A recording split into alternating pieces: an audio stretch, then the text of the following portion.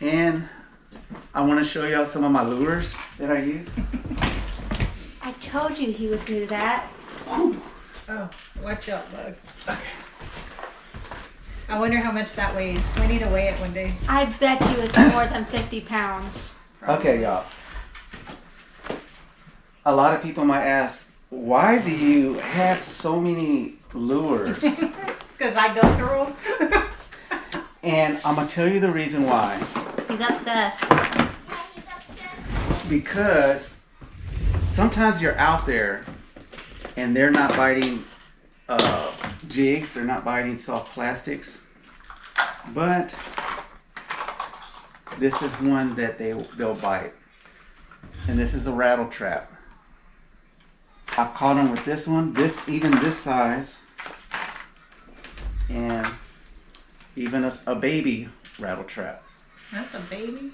So you got a lot of rattle, and all you do is reel it in, and this thing just goes side to side, and that's all you do. Little Larry's fascinated. He's like, rattles. So this is one of my go-to when the bite is hard. And the thing about this, especially this profile, is you're not going to catch a bunch of dinks with this. You're going to catch at least a 17, an 18. You're going to catch a big trout with this big bait. Yeah, I found out too. Like you use little bait, you catch little fish. Yes, use little bait. And let's see if I can show you this. Okay, here's my down south lures. Lures. This is my go-to bone diamond. Does color matter? Sometimes. I believe color matters. I'm going to show you this one color that I use. Here it is. I'll be fishing with people and they'll be using chicken on a chain. They'll be using You like that one? all types. Easy money. Don't eat it. And they're not catching anything. And all I do is I use this. And I believe it's just called. Is that the grape white? Is that what it's called? Grape white. I Grape- thought you had a plum one too. Grape white is what I use. Yeah. And there'll be other people on the pier using Texas roach or whatever, and I'm just slamming them. And I'm not saying that to be proudful, but there's times just this color will work. Sometimes it'll be the bone diamond. You never know that night. Yeah, me text Larry and says, don't waste your gas. So then it was about 1 something in the morning. He already caught his limit. Yes. And that's another thing. I think I fished out there about 7 hours. And I didn't have the patience. I was too cold, so I went back. she caught a small one, and I was there just casting, and the wind was blowing. So I knew that once the wind slowed down, there's a chance that the bite would turn on. And so that's exactly what happened. It went down a couple of miles an hour, and then the bite just turned on, and I caught trout after trout after trout, caught my limit. And it only lasted about 30 minutes, Uh-oh. and that was it. But I caught my limit, and then as soon as I caught them, it just stopped. And that's the way sometimes it goes. But I always look for subtle changes, temperature changes, or wind changes. Those kind of things do matter. Yep. You want to say anything? No, not really. When did you start fishing? I started fishing when I was maybe 5 or 6. I used to go with my dad and my grandpa. And we would usually just fish live bait, shrimp, cut mullet. That's all we knew. And then I started using plastics and other things. And this is one thing that I would like to share, is that before we would go to Palacios, we're always looking for bait, shrimp. We wanted to go to a bait store, and usually they were closed by the time we would get there, right? Yeah. So I wanted to throw my cast net, try to catch and I would wear myself out throwing the cast net, right? Yes. And just to catch one mullet. And then this is what happened. I started fishing lures, but I still felt like I needed Or as Eddie says it, lures. lures. So I felt like I wasn't total confident with these plastics or artificial, and so I felt like I needed bait. But one time we were running late. There was no time to. We weren't going to be there that long, and so I don't think I even brought a cast net. We just had plastics. So I said, well, I'll try it out, and I believe we might have caught a limit. Yeah. I mean, it was, and that's when the limit was 5. Yeah, because we've been together for 26 years. Yes. And we just recently started using lures. Yes. And what happens, it builds your confidence that you could just go out there and you have no live bait, no cut mullet, no squid, just plastics. And you could go out there and fish right beside someone, and then you're pulling in a limit. Yeah, and so what happened one time, we were fishing with some friends of ours. They live in Tennessee now. But Larry put a lure on my pole, and he was like, watch, you'll catch something. So I walked down the pier to the first light, and I threw it right next to this lady, and I caught a keeper trout. And I was like, oh, it works. And that was my first time using a lure. So I was like, okay, I guess I can do this. Yes. Is he eating these? So I told these young fishermen that were there, I think last week,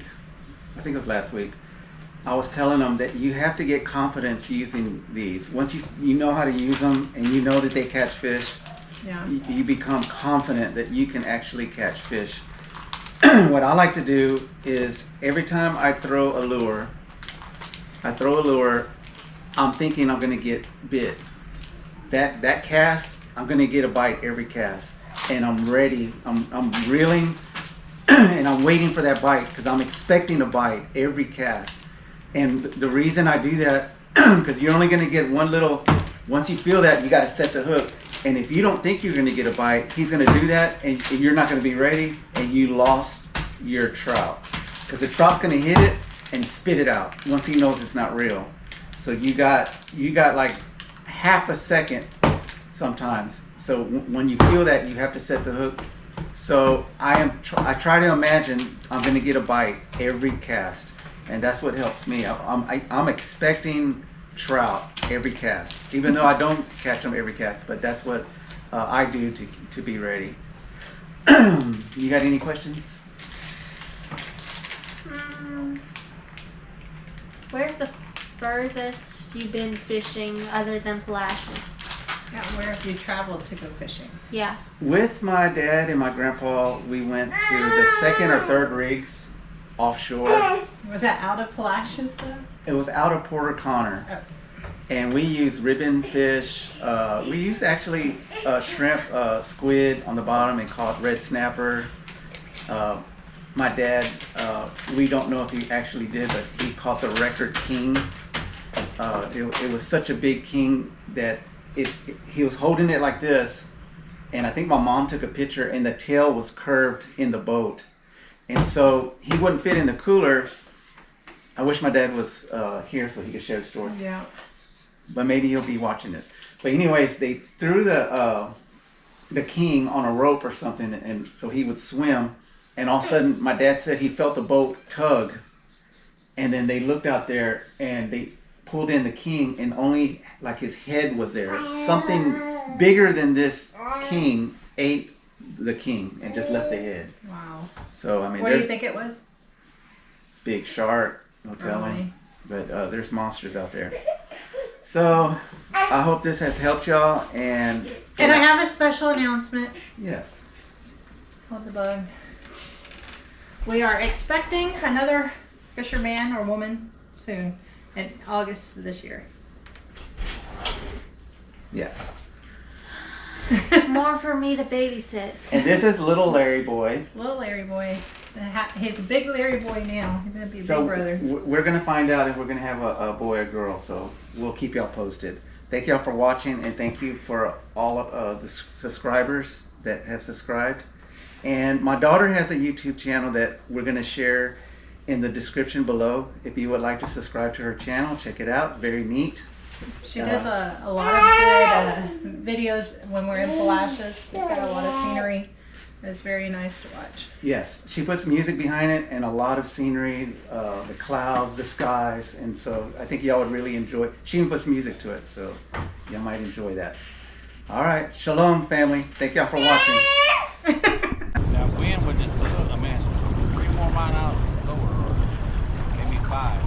Yeah, it's supposed to go down a mile or two, just in a little bit. And sometimes just that will trigger the bite. Oh, he got one.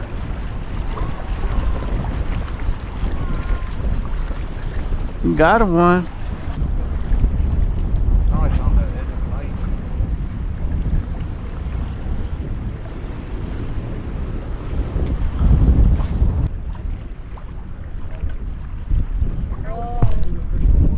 Oh yeah. This might be a keeper.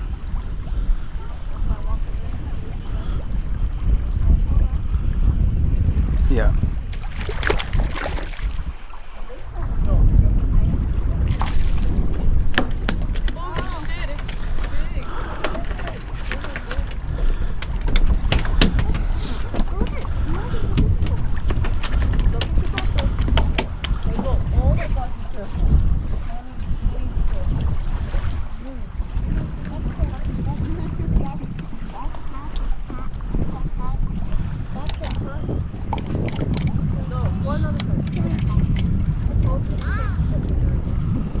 Ooh. 17 and a half. George can't eat soon, so I have to do it. I can save her.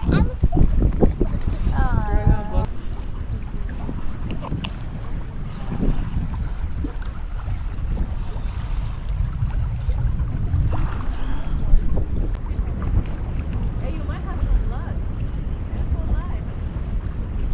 Got him. Got him.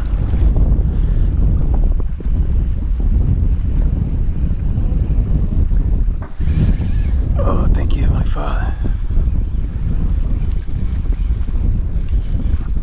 Got him.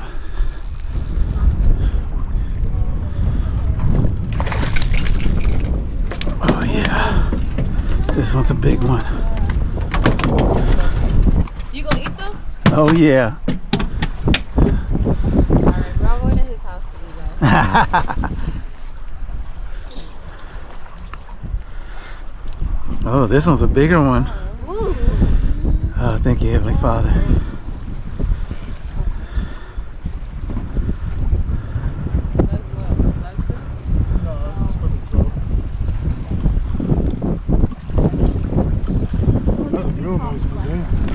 I just know the catfish.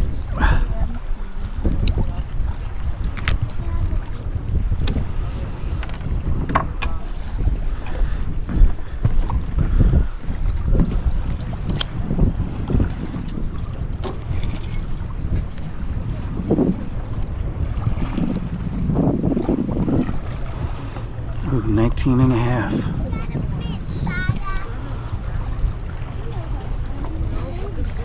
And a half.